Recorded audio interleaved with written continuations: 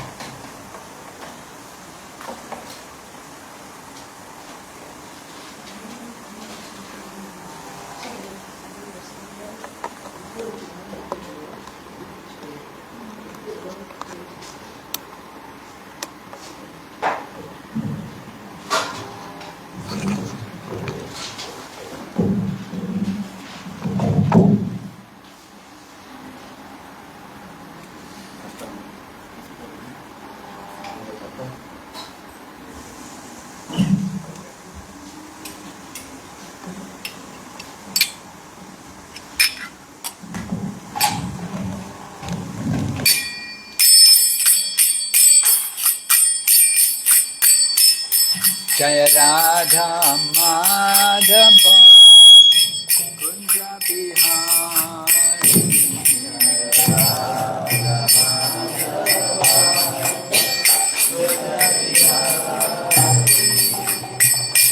Jaya Radha Madhava Kunja Bihari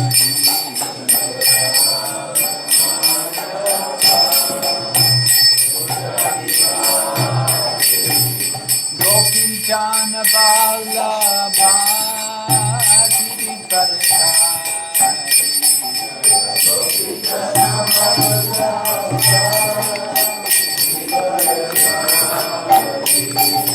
Gopi Jana Vallabha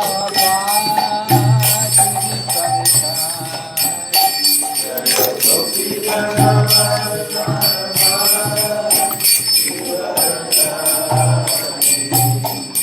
Yashodanandana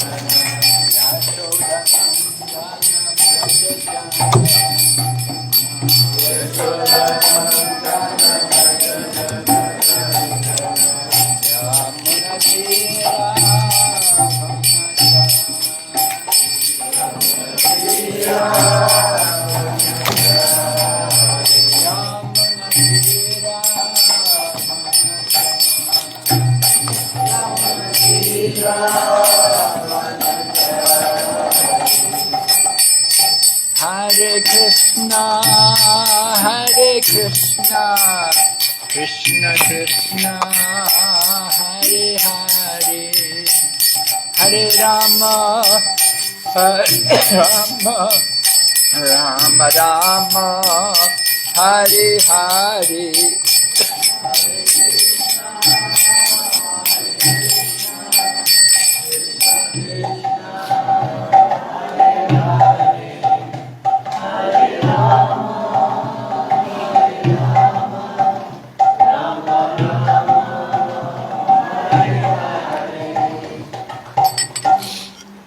Hare Krishna.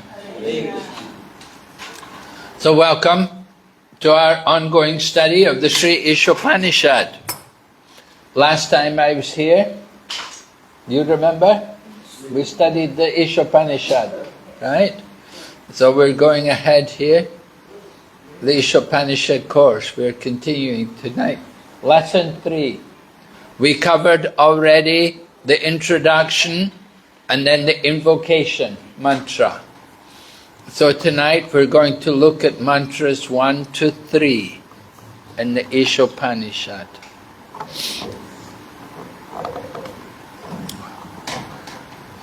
Sri ISOPANISAD. Prabhupada subtitles it, The Knowledge Which Brings One Closer to the Personality of Godhead. Hare Krishna. Alright, so mantra 1. We can chant, please repeat. Esa vashyamidam sarvam Yad kincha jagatyam jagad Tena chaktena bunjita Magrida kashasvitanam. This is a very important mantra, often quoted, and it's one of the mantras which the devotees who study Bhakti Shastri have to memorize. So, it's very good. Those of you who are studying seriously these books, Prabhupada's books, you should try to memorize some of the nice slokas which are introduced here. So in the ISOPANISAD, the invocation mantra and this first mantra are memorization slokas. Do you remember the invocation mantra, Prahlad? Yes. Tell me.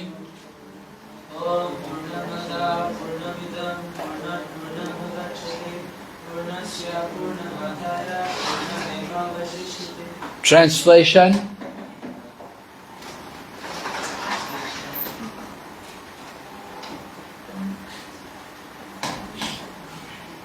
The personality of Godhead is perfect and complete.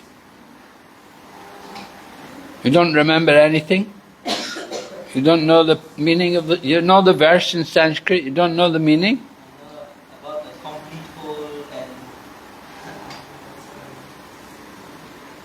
The personality of Godhead is perfect and complete, and all emanations from Him, such as this phenomenal world, are perfectly equipped as a complete whole. Even though so many complete units emanate from Him, still He remains the complete balance.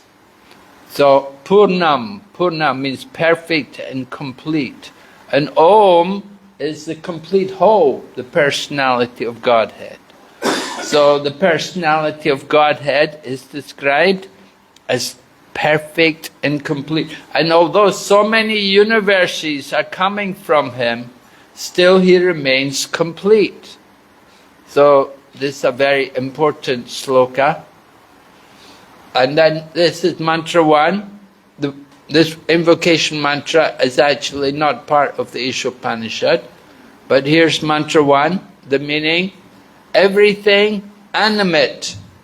Animate means living, conscious, and inanimate means like dead matter, like the table or the chair.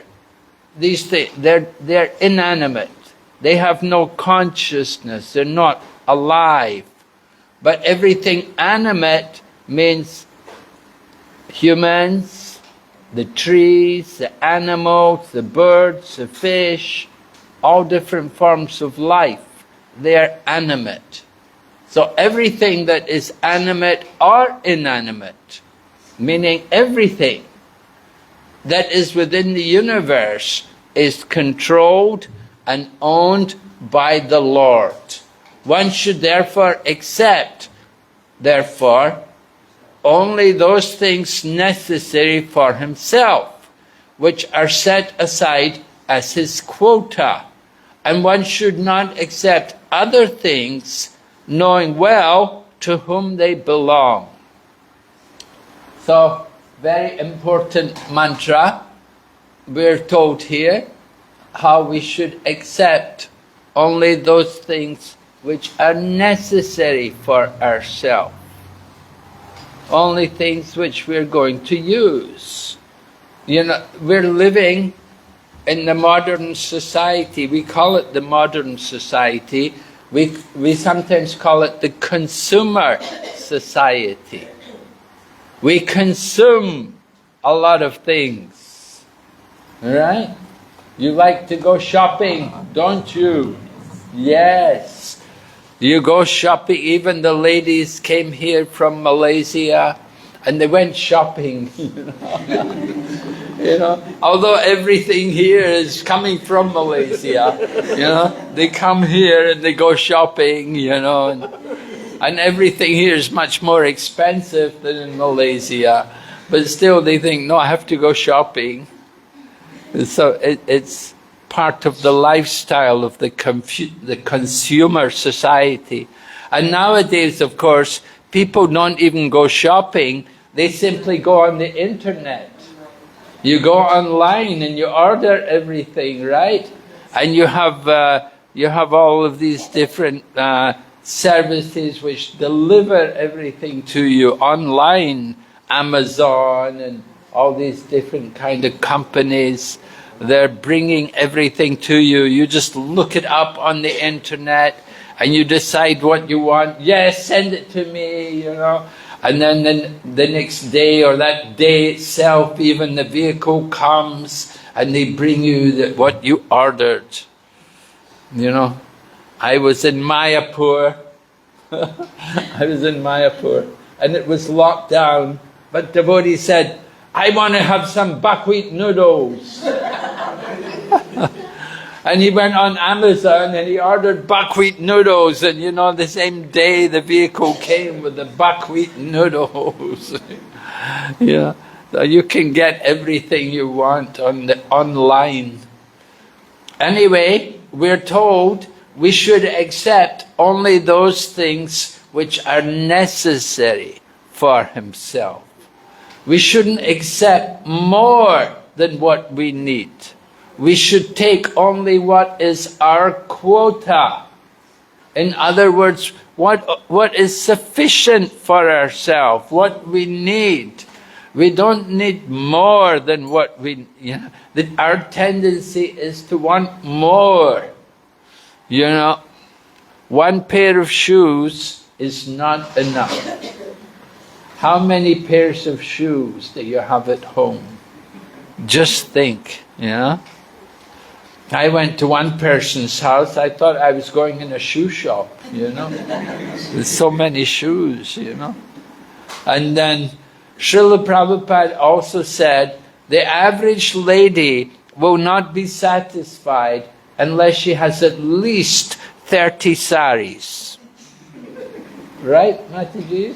Yes, you see? Yes. They must at least 30 saris. That's I mean, you open the wardrobe and you see a big line of all these beautiful colors and cloths.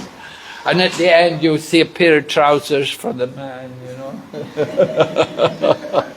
Man has one or two pair of trousers. And ladies have a big wardrobe full of clothes, beautiful cloth. So anyway, that's ladies, that's their quota. Ladies like to dress, they like to look nice, you know. So it's all right, you know, it's part of the quota. You know, ladies, they expect these things. Just like if somebody's a businessman, then a businessman, he will also have to have a suit, he'll have to look good, you know, to present himself to the clients, to the customers and so on, to go in the market. And so according to your dharma, according to your varna, your occupational duty, you'll work and act in particular ways, you know. Somebody who is a businessman, you know, if he comes along on his bicycle, people will think, what kind of business is this man having, you know? He's just riding a bicycle.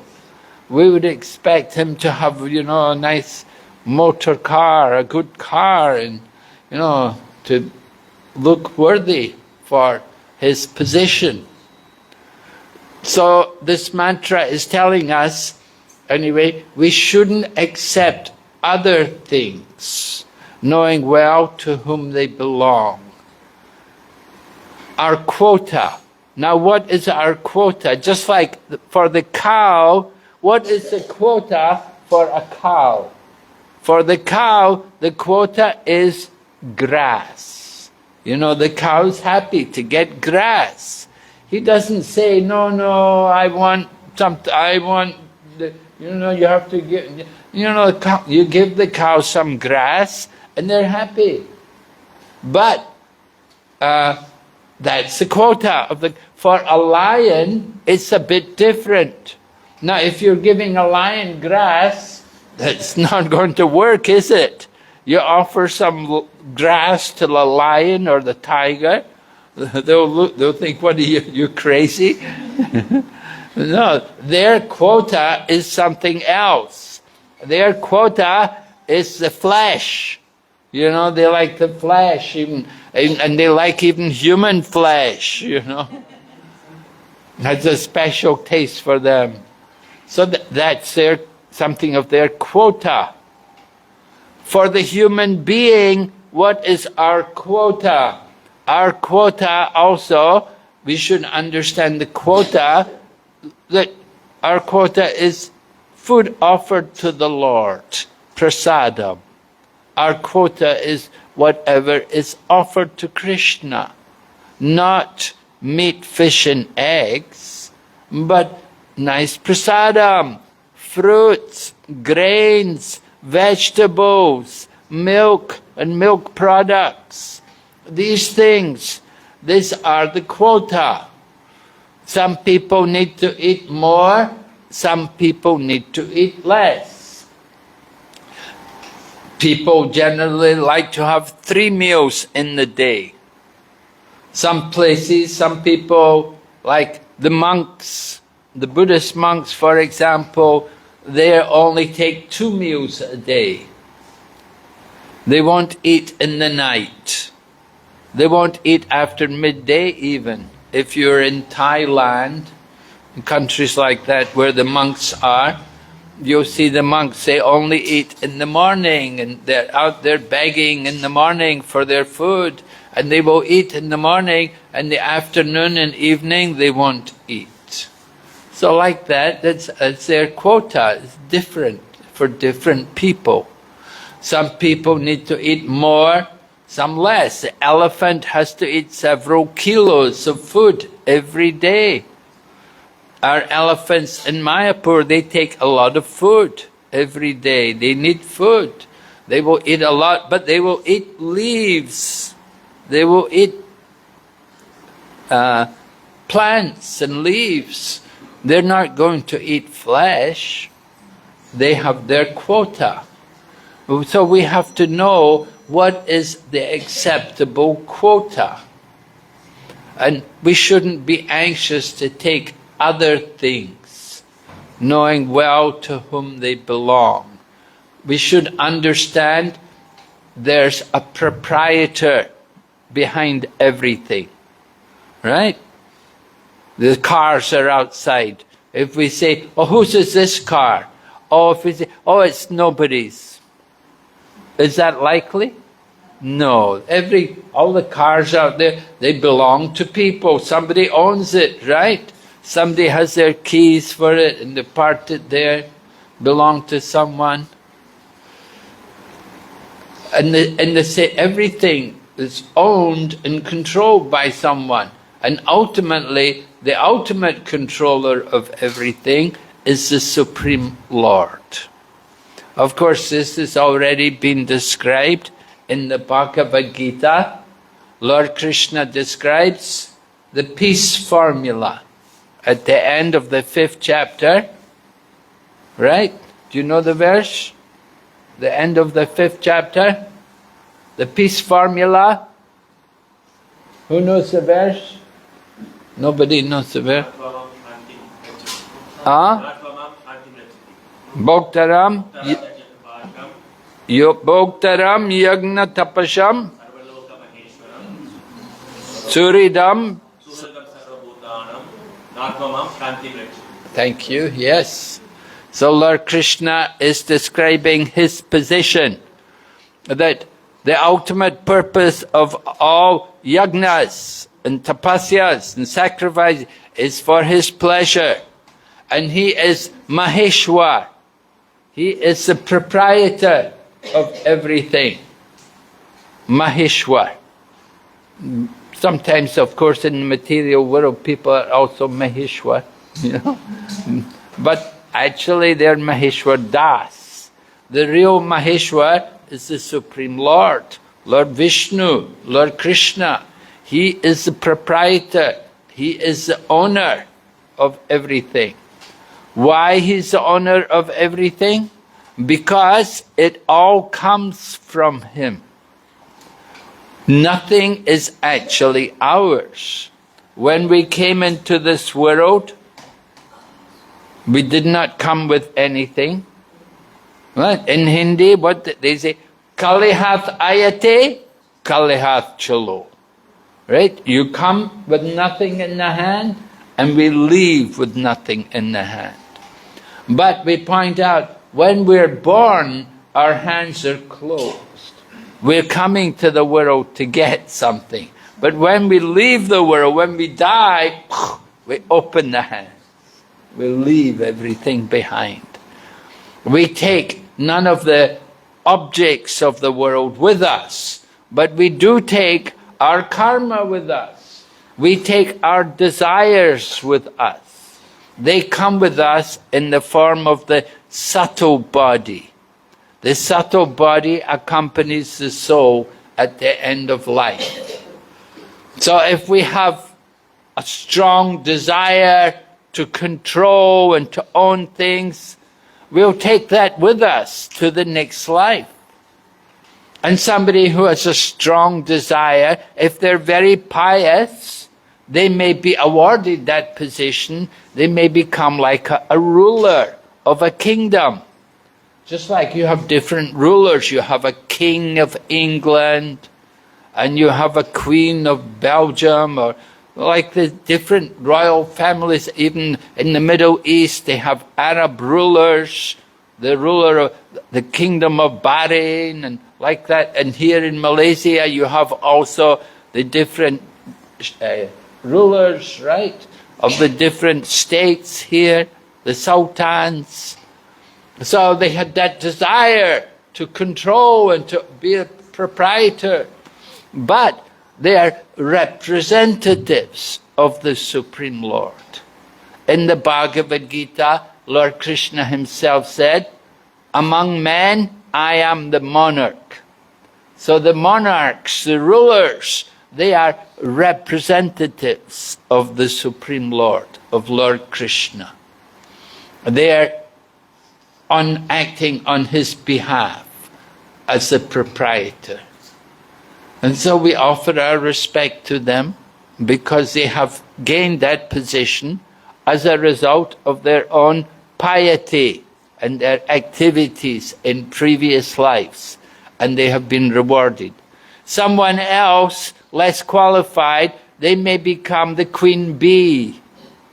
You know, in the beehive, there's many bees, and so many bees, they're all collecting the pollen, and they're bringing the pollen to the queen bee, and the queen bees, they're controlling all the other bees. Everyone is the servant of the bee. So like that, there are different levels of controllers. But the ultimate controller, the supreme controller, is the Lord of the universe, the Supreme Lord. So we have to recognize him as the proprietor. And we should not take more than we need, because we know that ultimately everything belongs to the Lord.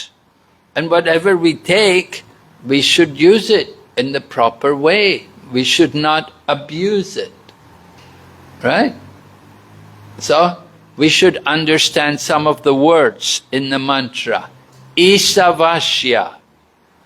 Just like this mantra, this book we're studying is called the ISOPANISAD.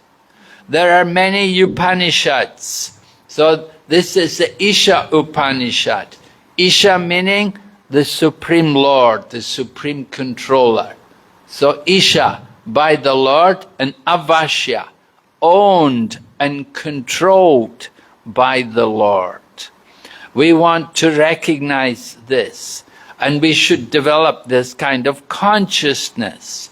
One in Krishna consciousness, one who is a devotee, will understand that the Lord is the owner and controller.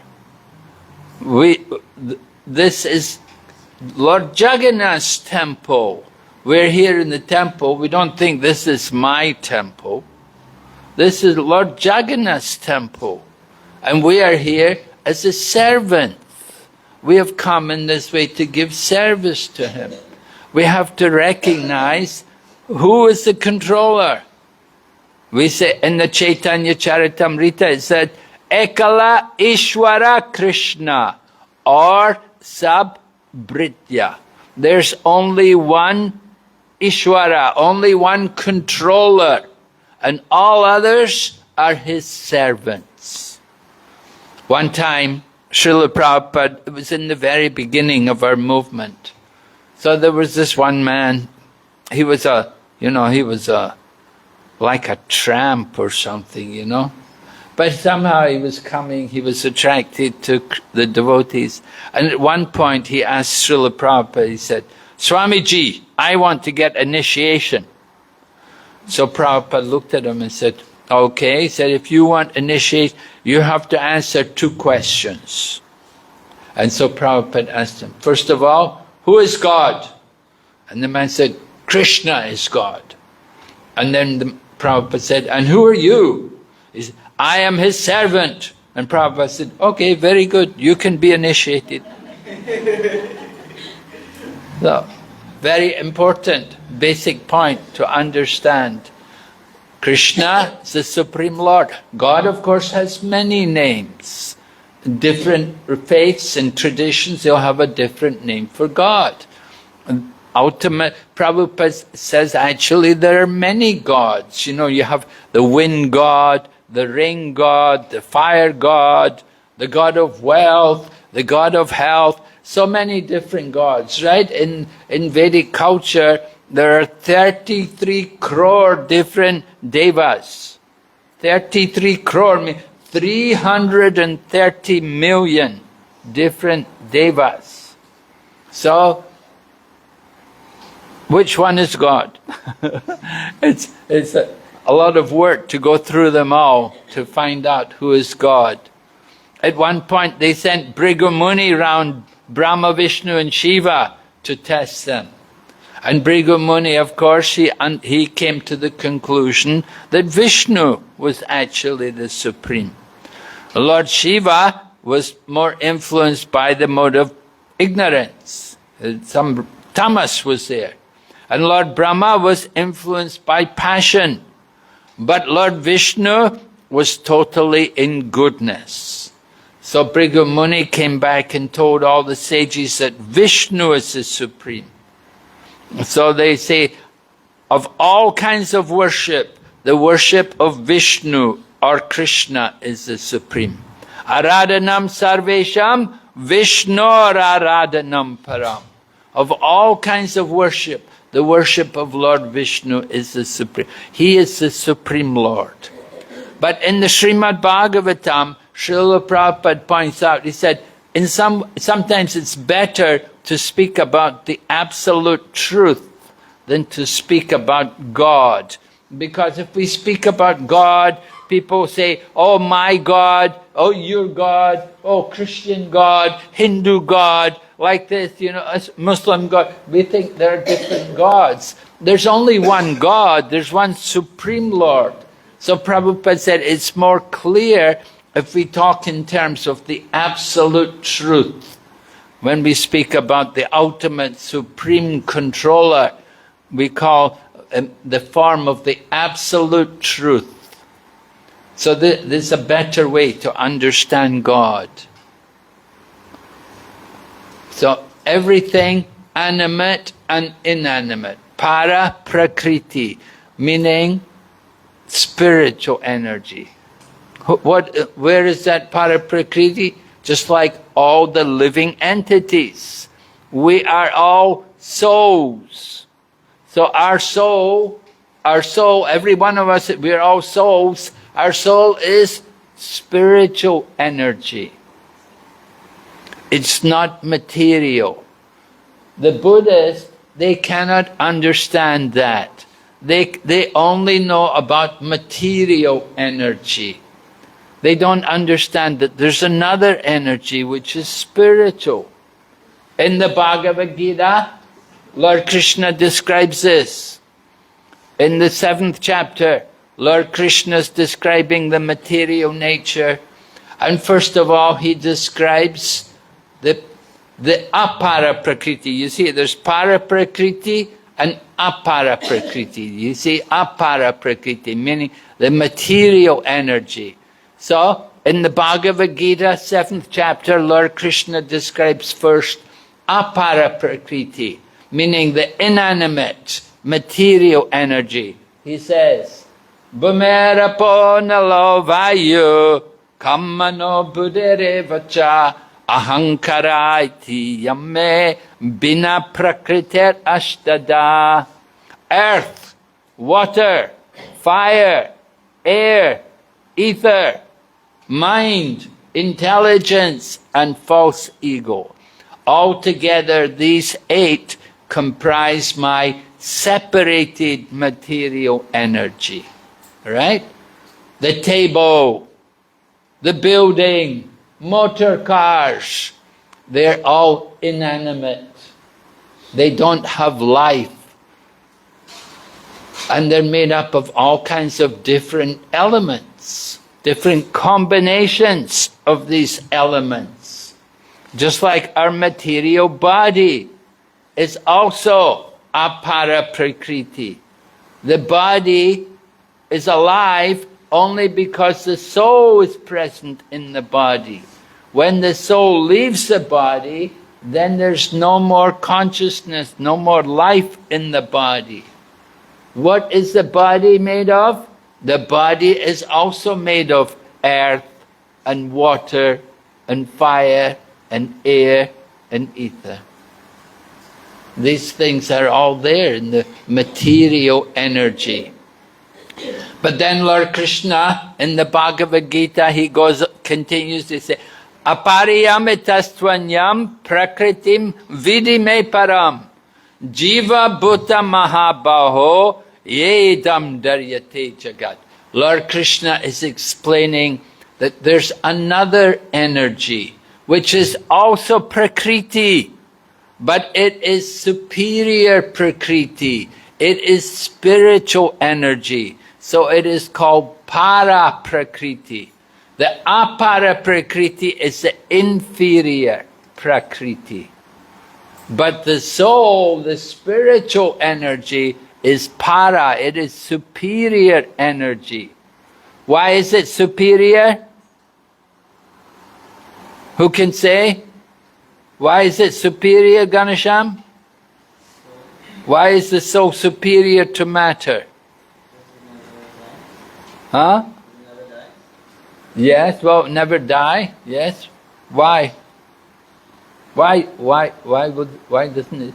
Because it has, soul has consciousness, right? The symptom of the soul is consciousness. Just like the symptom of the sun is sunlight, the rays of the light. So the symptom of the soul is consciousness. Where there is life, there will be consciousness. And that consciousness comes from the soul, which is situated in the material body. So that is spiritual energy. Therefore we say everything, animate and inanimate. What is animate is the spiritual energy. Not only here in the material world is the spirit soul, but there's a spiritual world. Beyond the material world, there's the spiritual world. And it's all spiritual energy there. In Vaikuntha, in Goloka Vrindavan, everything is full of spiritual energy. But here in the material world, material energy.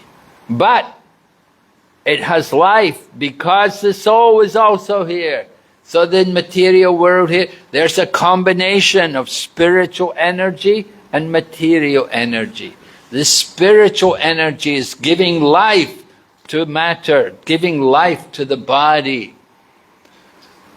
So we want to understand how there's these two energies. They're both prakritis, right? And above prakriti there is purusha, right? In Hindi language, purusha means male. Male is supposed to protect the woman, take care of the woman, provide for the woman. But in spiritual technology, there's only one Purusha. And who is that Purusha? Krishna, the Supreme Lord, yes. He is the Purusha. And all others are Prakriti. We are the Prakriti, we are his energy. He is the energetic. A quote from Prabhupada. There is nothing in the universe that does not belong to either the para or the apara prakriti. Therefore, everything is the property of the Supreme Being. Everything.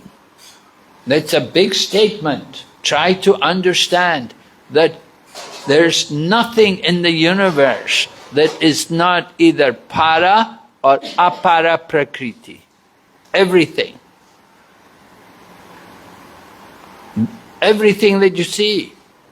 The buildings, the trees, the roads, the cars, the ocean, the sky, the planets. Everything is the property of the Supreme Being.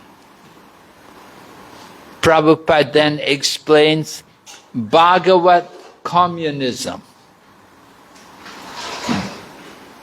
In Srila Prabhupada's time, Prabhupada of course came from Bengal, and in the 1960s there was some communist movement. Actually Bengal, the state of Bengal was under the Communist Party. The Communist Party of India was ruling Bengal. It ruled Bengal for many years. Nowadays, Mamata Banerjee is there. She's a little different.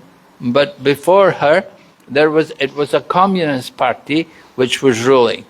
And the Communists, you know, naturally they wanted to take over everything, control it. And Prabhupada was putting on a big pandal.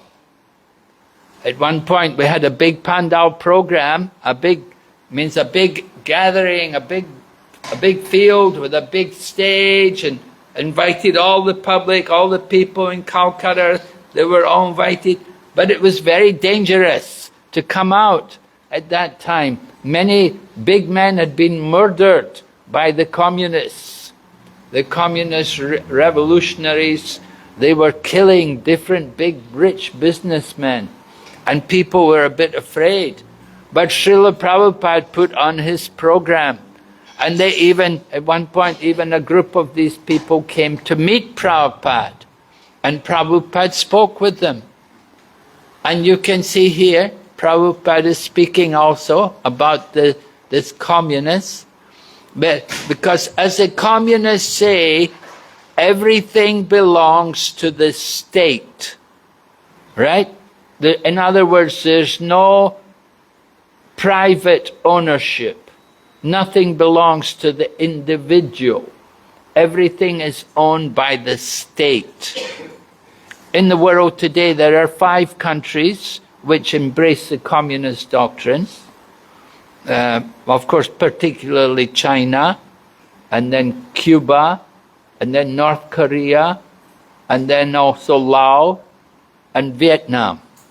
These 5 countries are still following communism in different ways. You know, they don't all follow it the way it's actually meant to be, but, you know, they call themselves as a communist state. And the principle is no private ownership. And the idea is everyone should be more or less the same. There shouldn't be high class, very rich people and very poor people. everyone should be more or less about the same standard of living. It doesn't happen. But they talk, this is the theory. The communism was presented by a person called Karl Marx. He was a German, and he sat in the British Museum for years, and he wrote his doctrine on communism.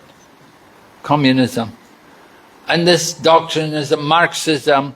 This philosophy is taught, and it's compulsory education in these communist countries.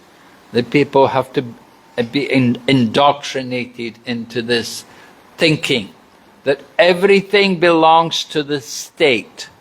So Prabhupada said, we kind of, we can agree to some extent. Everything belongs to the state, but we say everything not belongs just to the state, but we say everything belongs to God. Not just to the state, everything belongs to God. And Prabhupada himself saw, he had gone to Russia in 1971. At that time, Russia was still communist, still socialist country. And Prabhupada saw, he said, one person was sweeping the road and another person was riding in the big car. So he said, how can you say everybody's equal? He said, it's not true. If everybody's equal, why is it one person's riding the big car and someone else is sweeping the road? And so it's just not true that everyone's equal. But on the spiritual platform, we can say everyone is equal. Materially, we're not equal. Materially, somebody is healthy and someone is sick. Someone is rich and somebody is poor. Someone is educated, someone is not educated. You don't find that equality on the material platform. But on the spiritual platform, everyone is equal.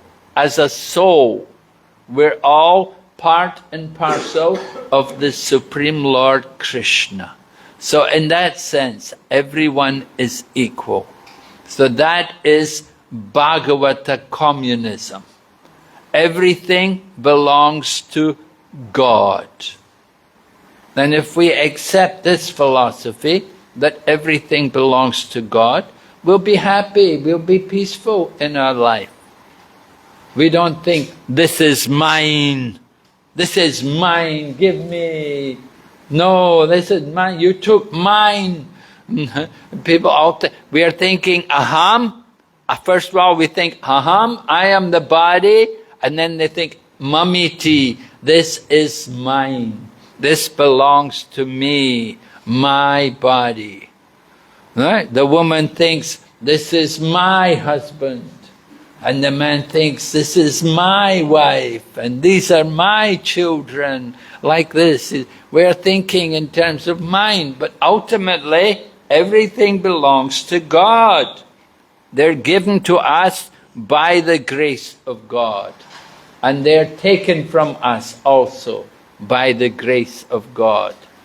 Man proposes and God disposes. Srila Prabhupada said, God is like someone with 10 arms. Now if somebody with 10 arms wants to take from you, we only have 2 arms. So we have a difficult time to keep. Because he has 10 arms, so he can take everything from us. And if he wants to give us, with his 10 arms, he can give us so much also. So, it's up to us. We have to surrender, take shelter of the Supreme Lord. Recognize He is the proprietor. And whatever He gives us, we use it in the proper manner. Don't be greedy to get more, and be satisfied with what is given by the grace of God. That is the mode of goodness. If we are cultivating the mode of goodness, we have to learn to be satisfied. In the mode of passion, we want more, more. I don't have enough, I need more. We greed, so much greed to get. And in the mode of ignorance, we don't know how to use what we've got. We only know how to be sinful and lazy and dirty. So Bhagavata communism is to understand that everything belongs to God. We want to try to propagate this communism.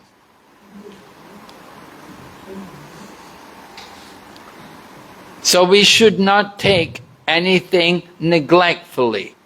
Neither we should be careless to take care of Krishna's property, Krishna's living beings, Krishna's house, Krishna's temple, Krishna's business.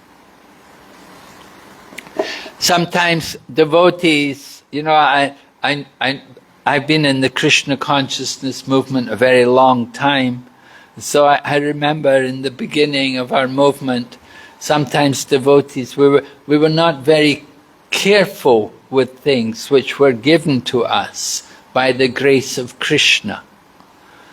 Especially in the beginning of our movement, we had vehicles. We would go out for Sankirtan, and we would be given a vehicle to go out on Sankirtan, and when we came back at night, we'd give the keys in again. But in the course of the day, we never checked the tire pressure, we never checked the water in the radiator, we never checked the battery, we never cleaned the car, We just thought, well, it's Krishna's car, And we never took care of it. So it's very important for us to take care of Krishna's property. Cleaning the temple. Bhakti Brihad Bhagavat Maharaj, they were telling me, one devotee was telling me how he'd come there to their temple and he was telling them, when do you clean the temple? You have to have a program to clean the temple. And he was saying, he said, I have been temple president before, I've been in temple management. We always must clean the temple every day. You have to have people clean the temple. Krishna's temple, and the same way Krishna's house, Krishna's business. We have to take care of Krishna's property. When we think it's mine, we'll take care of it. But if we think it belongs to Krishna, it doesn't matter. So there's a saying about this, and they say, proprietorship turns sand into gold. Did you ever hear that expression before? Proprietorship will turn sand into gold. Even what you have is just some sand, it's not very valuable. But if it's yours, if it's your land, then you, wow, it's mine, get off my, hey, don't take my sand, It belongs to me. We value it so much more, it's mine. So like that. And so when you know they're the proprietor of it, you take more care of it. So we have to understand it's quite different coming to Krishna consciousness, that this is Krishna's property. And we have to take care of it on behalf of Krishna. It's a whole consciousness which is required to understand everything belongs to Krishna. And use it take care of it properly.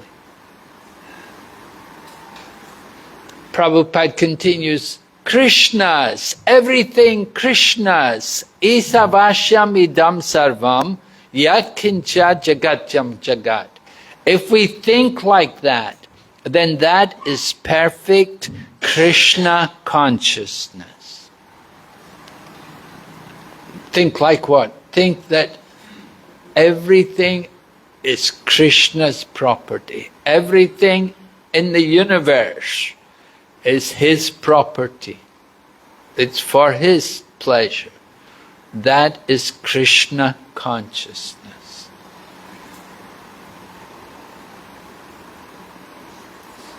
And then the second part of the verse says, Tena chak tena bunjata.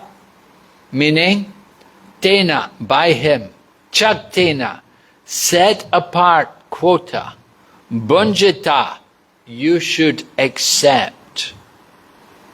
One should therefore accept only those things necessary for himself, which are set aside as his quota. Taking our quota, recognizing what is necessary for ourselves. In the beginning of the class, I tried to give you some examples of quota. Do you remember? I told you the quota for the cow was what? Grass. And the quota for the lion? Right. Yeah, different quotas. So in the same way as human beings, there's a quota. We're given certain things, certain food which is actually meant for human consumption. We're not really meant to be killing animals. We're meant to live off land and to live off what are the gifts of nature in the form of grains and fruit and vegetables and milk products. These things, that is the actual quota for civilized humans. People who are not quite so civilized, then they want to go for the non-vegetarian food. That is not actually the quota. That's going against the laws of the world. We have to be fair. So, we ask you, do you have any incidents, articles, where solutions would be achieved if the Ishavasya principle were to be applied? Well, we can look at the world today, and we can look at the different problems which are around the world. Would anybody like to name any areas where there are problems in the world? Yes? Where are there problems in the world today? Bangladesh. Huh? Bangladesh. Bangladesh. Oh, very good. Yes. Bangladesh. Excellent. Right. Yeah. And you can see the problem. Now, if we were to apply the Ishavasya principle there, recognizing that everything is the property of the Supreme Lord, and understanding that everyone should be allowed their quota. They should be. It's not that we want to deprive one community and only give position and responsibility to another community. It's not that we want to be partial or show favoritism to one group of people over another. That is the problem. Discrimination between different sects and communities of people, and it's created a havoc. And Bengali people all over the world are very disturbed and very troubled by it. It's very unfortunate. So Bangladesh is one area, but there's many other areas. Where else are there problems? Huh? Palestine, right, yeah. Palestine and the Israelis and their Israeli... Kavi Chandra Swami was telling me he was just ready to go to Israel, but then he just, the next day, the day before the flight, they cancelled all the flights, no more flights going into Israel because there's a threat of war, because Israel had bombed somebody, and they bombed in Iran, and they killed the leader of Iran, and so the Iranian people have declared war on Israel. And in this way, a huge, big war is about to escalate there between Israeli people and the Palestinian people and the Iranian people. So the solution, if they would apply the Ishavasya principle, it could be resolved. If in the beginning, if they had worked according to the Ishavasya principle and lived peacefully working off the land and being satisfied with the resources of the land, then there would be no need for all of this war, all of these conflicts which are going on. And then of course Russia and Ukraine, another big conflict there. All over the world you can find these issues going on. And then even in Europe today you find a lot of conflicts going on. There's a lot of rioting and clashes between different races and communities. They're thinking, this is mine and not yours. Why you come here? You shouldn't, don't come here. Just like Srila Prabhupada used to experience himself when he would travel. Prabhupada, of course, would go around the world and he'd come to different countries and he would describe how nasty sometimes the immigration officers could be. And he described them to be like barking dogs. And he would say, they will bark at you and say, why have you come here? Who told you to come here? Please go away. Just like if you go to someone's house and you have a dog there, then the dog will immediately come barking, right? The dog's message is, don't come here, I'm here, you go away. The dog doesn't want people to come in, it's already there. Someone else is coming, an intruder. So that mode, that mentality is there in the human society. It's the dog mentality, but it's there among the human beings, everywhere. Different parts of the world, wherever you go, you get this kind of thing. People opposing you.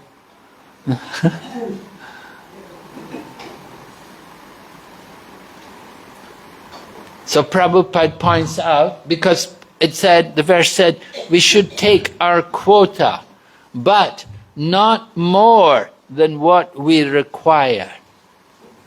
So Prabhupada commented on that in his lecture in London on the Bhagavad Gita. Prabhupada said, whatever wealth is there within this universe, all belong to God. And we are, as sons of God, we have got right to take advantage of this wealth, but not more than what I require. That's all. This is spiritual communism. If you take more, then you become punishable. This is the law of nature. So this is a very important point, that we're allowed our quota, because we are all sons of God. So our Father, the Supreme Lord, He is the proprietor. Just like if your father is a rich man, then you can enjoy the property of your father. So the same way, we are all sons of the Supreme Lord.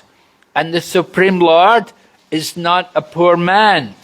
He's the husband of the goddess of fortune. So he's a very wealthy father. But we should only take what we need, or what we require, and don't take more. If you take more, then you get punished. So this is the problem, just like eating. If we eat more than what we're supposed to eat, what will happen? Constipation. Huh? Constipation. Constipation, well, it depends what you eat, right?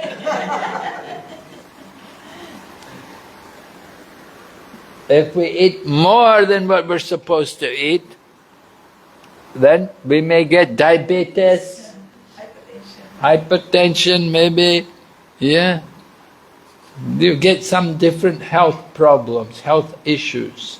The body reacts because we took more than what we were supposed to take.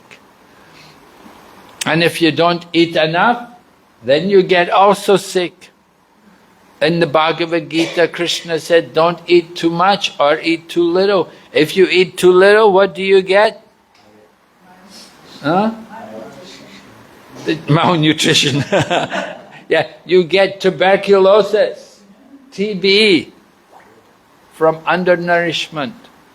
So, we have to know the balance, how much to eat, right? Don't take too much, don't take too little. And this is true also with money. Money is the source of all evil, they used to say. There was a song like that. So we have to be careful about money, how much money we accumulate and how we use it. Don't waste it, use it carefully. Don't be extravagant, don't be miserly. Just use what is necessary for yourself and to maintain your family and meet your responsibilities. If we take more, then we become greedy for more. We become more and more attached and more blinded by the material world. Just like Hiranyakashipu, he wanted more. And his brother Hiranyaksha, he was always searching for gold. He was drilling up the earth, going everywhere, finding gold, wherever he could get gold. So this is the nature of materialistic people. They're so anxious for wealth, they want more and more. We have to learn, be satisfied with what is given by the grace of God.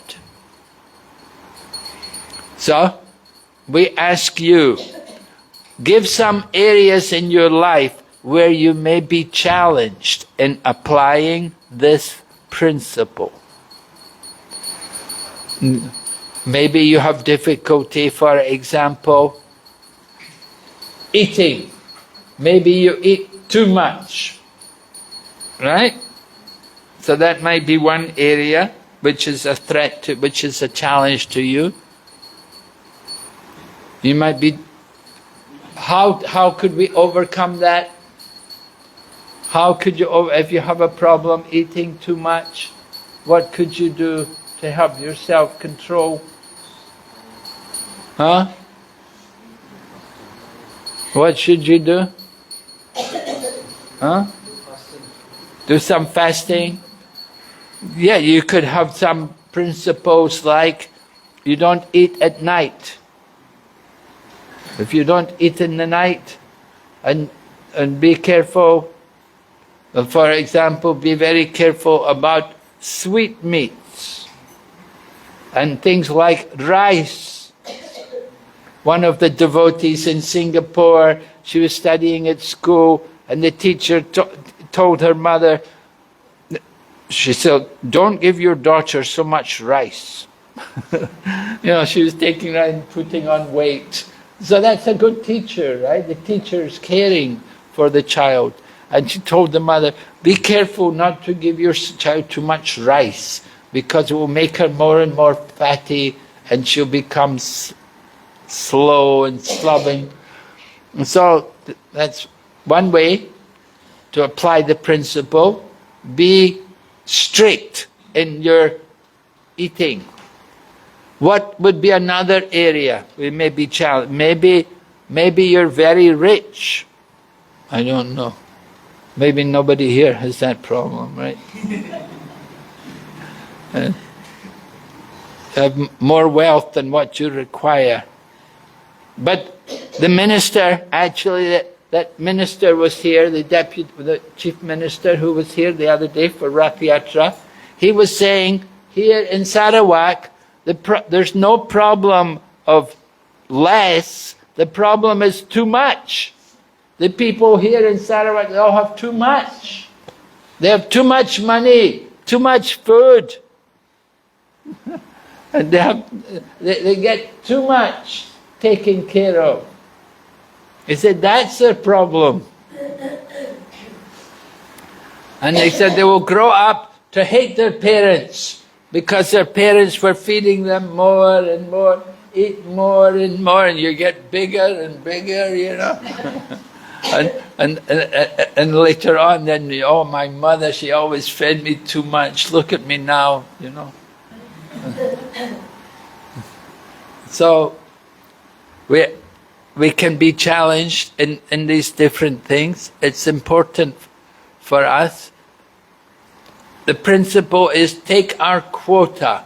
Quota could be also eating, money. It can be also what would be some other areas where it might be a problem? Huh? Maybe clothing, dresses.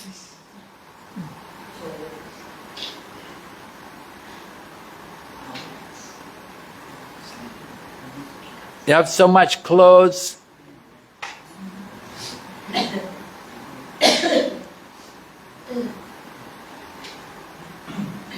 I was in Dubai, in the Middle East.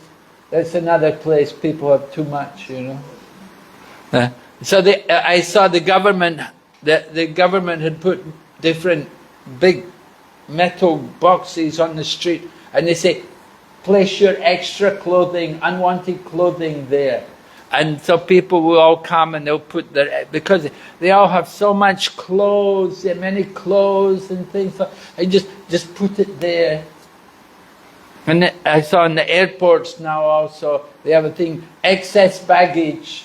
You know, if you've got too much baggage, you can just put it there. And it was full. Some people, they'd thrown away so many things, you know.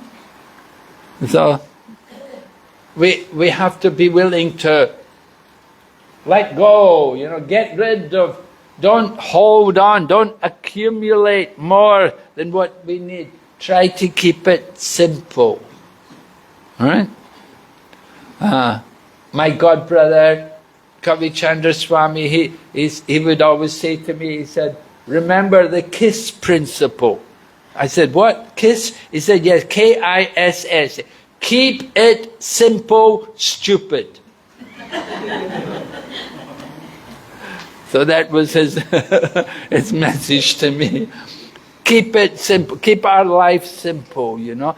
Don't accumulate more, you know, oh, this computer and that thing and that, and the latest iPhone comes out. Wow, I have to get the latest iPhone.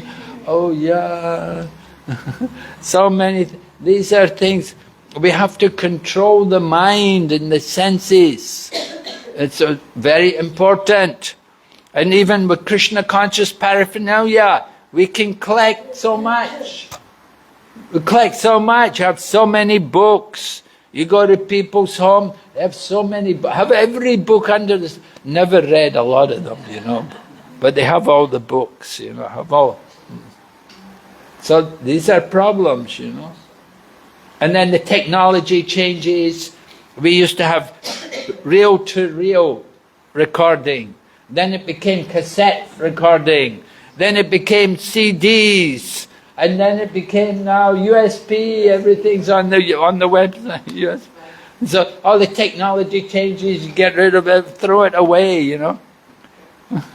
But we cling on to it. We have all the technology, it goes back generations. We have to get rid of things, move with the technology.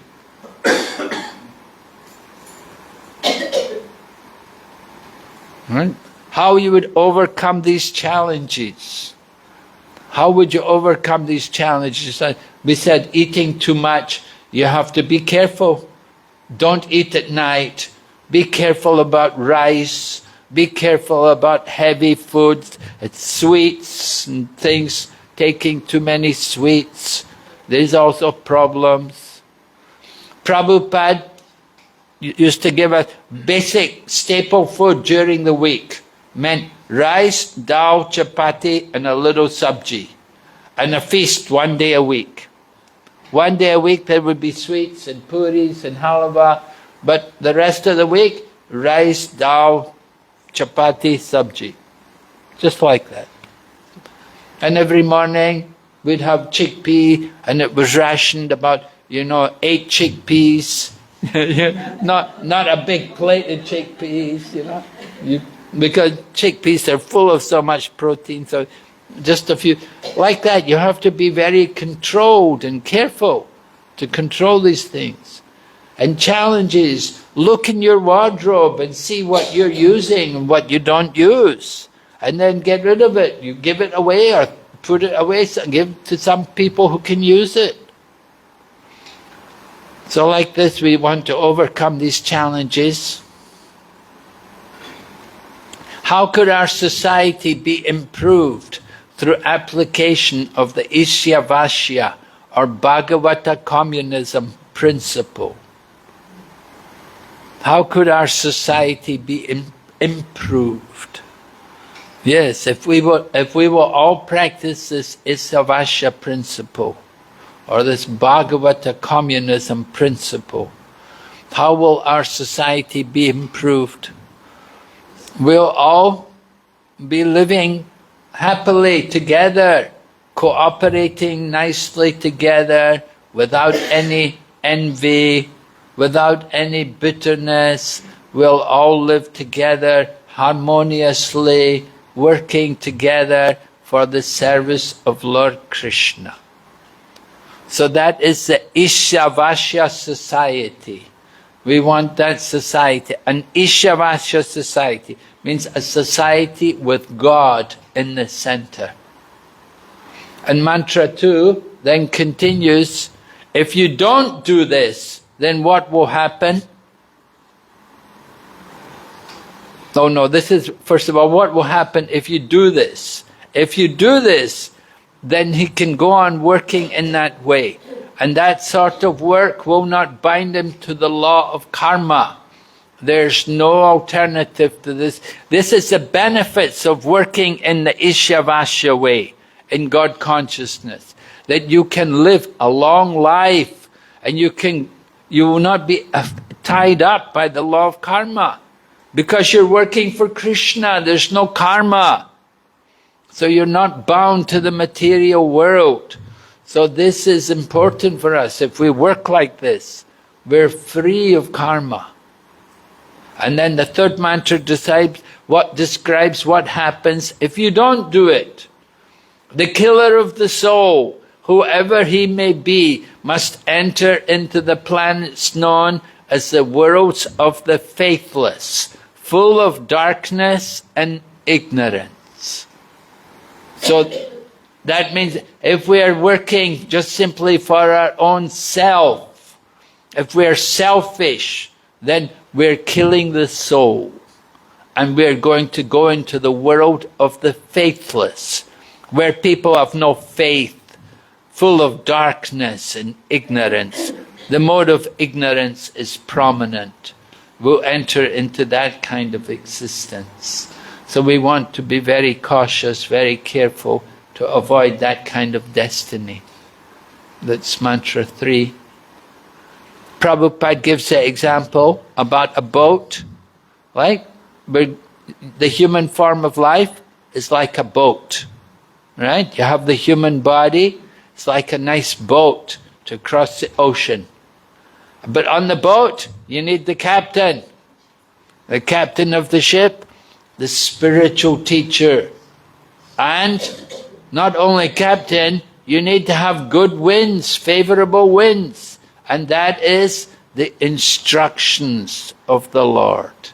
So with the instructions of the Lord and with the help of a good captain, with the human body, we can cross over the ocean of material existence.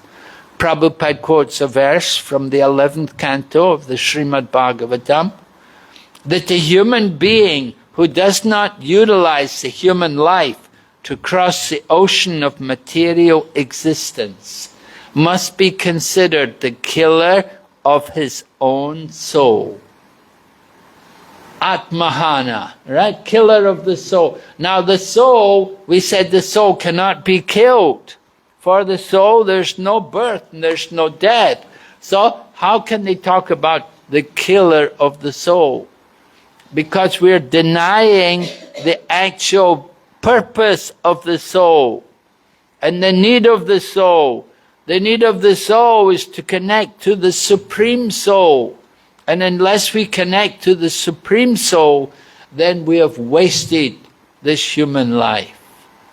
So we're killing the soul. By neglecting the need of the soul, we are killing it. So we don't want to do that. We want to nourish the soul. And the way to nourish it is by giving it Krishna consciousness.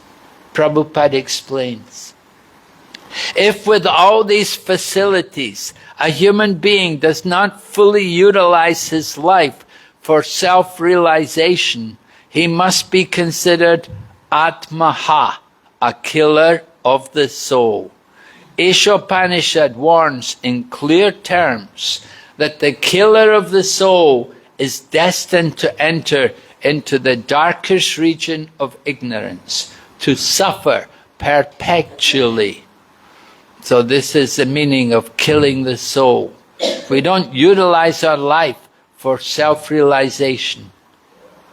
All right, so what did we cover tonight? We explained these terms. Isavasya, meaning? What does it mean? Isavasya means?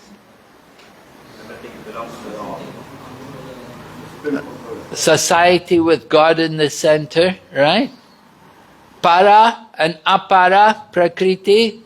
Para is spiritual energy, and apara and Bhagavata communism, and Atmaha, the killer of the soul, right? And the flow from mantra 1 to mantra 3. What mantra 1 described the principle, mantra 2 described the results of following the principle, and mantra 3 describes what happens if you don't follow the principle. Right? And we spoke about these kind of things, accepting our quota, tena chaktena bunjitaha, how to apply it in our life, and current affairs where Ishyavasya principle could be applied. We talked about Bangladesh and different things. Then examples from Prabhupada's life showing his application of the Isavasya principle. Anybody knows any examples? Prabhupada's life? How did he apply this principle of Ishavasya? Yes? What did he do? What did he say which showed that Ishavasya principle? Well, one thing he said in Mayapur, no one should go hungry within 5 kilometers of the temple. Right? Everyone must be given proper food. Everyone should be cared for. If Prabhupada was on a morning walk and he saw the tap running and nobody was there, the water's just running, he said, go and turn the tap off. Take care, don't waste resources. And Prabhupada was very careful. If he got envelopes, he would open up the envelope, use it to write on, keep his notes on it and everything. He was very careful, very frugal. He did not waste anything. Because everything is Krishna's. Must use it carefully. Analogies, we had the example of the boat on the ocean. Society could be improved. How to improve this, how to apply this within our society? Well, we encourage the devotees, work together, help each other, taking care of each other, being concerned for everyone. Certainly helps us to become more God conscious. A final quote from Prabhupada. There's no harm in becoming a family man or an altruist, a socialist, a communist, a nationalist, or a humanitarian, provided that one executes his activities in relation with Ishavasya, the God-centered conception. So we're not against any of these things, so long as you're God-conscious, that's all. Sri ISOPANISAD advises us to exert our energy in the spirit of Isavasya, Being so engaged, we may wish to live for many, many years. Jai, Srila Prabhupada ki. Go back to Vrinda ki. Any questions? Anyone?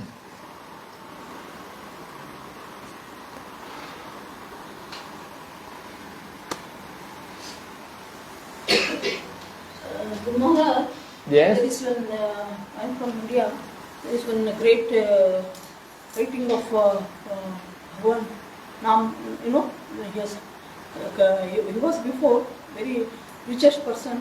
Never used to give a single penny to anybody. Then because of his blessings, he then become a great songs writing, no? Writer. Then he prepared so many songs, thousands, lakhs of songs for me. I want to sing to my Lord, sing simple song. So can I? You have to ask the temple president here. Because today I am leaving this, tomorrow morning I am leaving this temple. I want to pray my Lord. Hare Krishna, you want to sing for Krishna. Yes, Prabhuji? So you can sing personally to Krishna. Mataji, you want to sing song for Krishna. Krishna song only, Prabhuji. I understand. Yeah. But you can sing another day for you can sing Krishna anytime, not a problem. No, tomorrow morning they are leaving. Yeah. Okay. After the program you can sing. Huh? If you permit, I can sing. Otherwise, no. No, we got a program now. After this, Maharaj has to go. And after the program, you can sing to Krishna. No Okay, problem. Prabhuji. Huh? Thank you. We can do that. Yeah, we're just finishing. Any other question? Okay. Thank you very much. Hare Krishna. Srila Prabhupada ki. Go back to Vrinda ki. See you tomorrow again, 7:30 evening. Hare Krishna.